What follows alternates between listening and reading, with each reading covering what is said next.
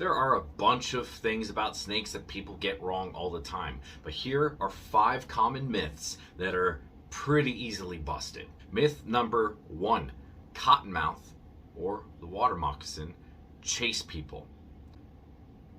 Now I know I'm going to get people in the comment section saying, my grandfather, he was chased all the time. I've been chased by them. I've seen it happen. Look it up. Find a video, but prove me wrong. Find a video of a cottonmouth chasing a person. Put it on TikTok and tag me, DNA Reptiles. A cottonmouth chasing a person. Like, that's all they're doing. It's stopping where it's going. Every time the person moves, it chases them. Because I'm telling you, it's not a thing. They don't do that. What they do is they gotta flight or fight, just like any other animal does. Their fight, they will sit there and they will rear up in their defensive position, open that mouth. The reason they're called cottonmouths, they'll show you why. They'll show their fangs. They'll show you, don't mess with me. If that doesn't work, they book it. They find a direction to go in, and usually that direction is towards the water or rocks or something that they can get away from you into cover where they feel safe, and they will just go in that direction. And 99% of the time, it's not around you. They're just bolting.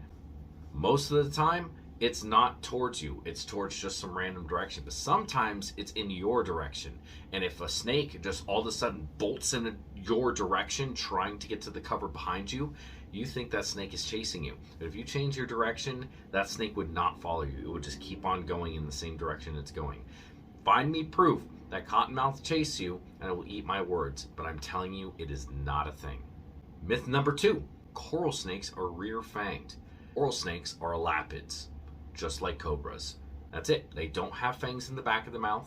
They can bite you and envenomate you just as easily as, well, pretty much any other snake.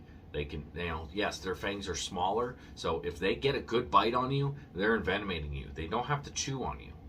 Also, as a sidebar, red touch yellow killifellow only works on eastern coral snakes. So if you're anywhere else in the United States or North America that has coral snakes, or even South America, there's plenty of coral snakes down there that are way worse than the ones we have up here. You're in the eastern United States dealing with the eastern coral snake, red touch yellow, saying does actually hold water. But in any other situation, there's a good chance it won't. Myth number 3, baby snakes are more dangerous than their adults because baby snakes cannot control how much venom they give you. This, again, is not true. A baby snake can control its venom yield, and it can also give you dry bites. They don't always pump you full of venom. That's part of it. The other part of it is that even if they gave you all of their venom every single time, they're still not as dangerous. And the reason being is because it's all about the venom yield. A baby snake has nowhere near the amount of venom as an adult snake has. Depending on the species, especially like, say, an eastern diamondback. Or an adult diamondback rattlesnake has a huge venom yield.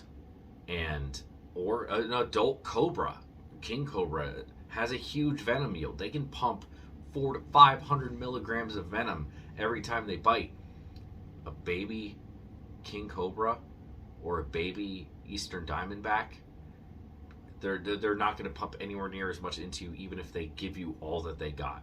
Myth number 4, you can tell if a snake is venomous based on their head shape. And this is just simply not true. There are certain situations where it can help you determine, okay, the triangle shape of this snake leads me to believe that this snake is venomous. But it also can go the other way. A coral snake does not have a triangular shaped head. As an example, elapids tend to not have triangular shaped heads. So this really kind of only works for vipers, because vipers do have a big, bulky, triangular shaped head. But there are snakes that mimic these snakes, such as water snakes. The banded water snake will flatten its head to make it look like a triangle, to make it look bigger and make it look like a cottonmouth, and they're non-venomous. This is not a good way to base whether or not you should touch a snake or not. Myth number 5, a big constrictor will size you up before it tries to eat you. And this is just 100% not true. Constrictors don't size up their prey. 99% of the time in the wild, they will sit there and ambush and wait for something to pass by them, and they have a split-second decision to strike and try to kill it or not. And oftentimes they will kill stuff that's too big for them, and it can end up in not so great of ways, like the example in the Everglades. I mean, he was able to eat that gator, but it was too big for him and eventually ended up being its downfall.